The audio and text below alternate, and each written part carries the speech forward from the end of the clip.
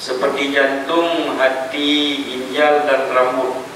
Tidak boleh menjual organ tubuh. Organ tubuh yang ada pada kita ini bukan punya kita, tetapi punya Allah Ta'ala.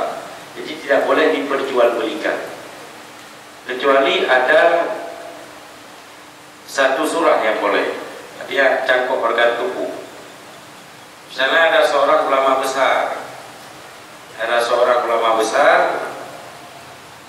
yang dengan beliau ini bermanfaat, terang, nah lampu penerang di daerah tersebut.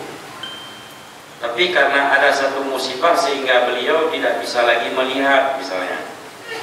Dan kebetulan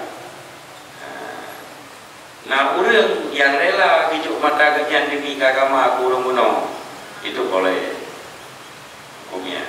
Tapi yang lain nggak boleh. Misalnya kita lagi tidak ada duit, kemudian cakap, orang anak jalan ini, yang pakai kau jalan udah yang tujuh kakak, itu nggak boleh. Karena yang ada ini punya Allah Ta'ala, bukan punya kita. Jadi tidak ada hak kepemilikan bagi kita untuk memperjualbelikan. Nampak? Kita hanya boleh dia menyangkit, dia ada pesewa saja. Udah hanya saya contoh ada pesewa untuk bekerja sama orang lain, kan menyewa.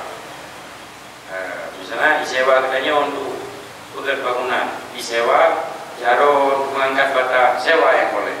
Memperjualbelikan itu nggak boleh.